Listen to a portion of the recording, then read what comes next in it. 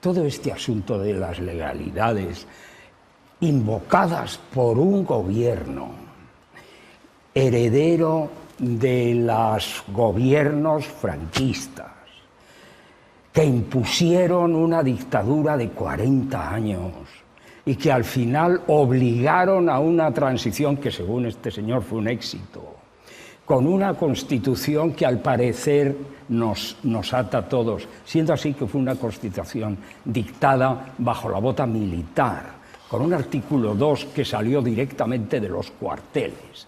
Decir que eso condiciona la voluntad del pueblo, decir que eso condiciona la voluntad de millones de catalanes, invocar la legalidad e invocarla desde un gobierno que está apoyado en un partido que tiene procesos judiciales abiertos, procesos penales, con 700 imputados, 3 de ellos ministros del gobierno. Llenarse la boca de legalidad con la legalidad con esto es que es increíble. Eso es aparcar el debate, llevarlo a otro territorio y tratar de no decir nada. Y una última cuestión.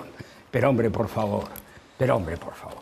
Noto una mica de... Pero hombre, por favor, un país tensió, que es incapaz de garantizar el trabajo a sus ciudadanos, que tiene un paro juvenil del 50%, que dobla el índice de paro de Europa, que no es capaz de alimentar a su población, que tiene que marcharse al extranjero, según un ministro de este gobierno, porque le encanta hacer expediciones en el extranjero. Sí, del gobierno al que usted ha sido parte hasta ahora mismo.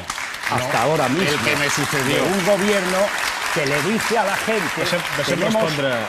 Tenemos a nuestros jóvenes, por cierto, la generación mejor formada ha vuelto a tener que hacer las tareas sucias en Europa, porque aquí el país es incapaz de garantizar a la gente el trabajo. Pero es que esto no es de ahora, esto es de siempre. La única industria que funciona en España es la de exportación de mano de obra, hombre, la emigración, y así sigue siendo. Eran los años 60, eran los años 70, una pequeña recuperación, y ahora, con las atinadas políticas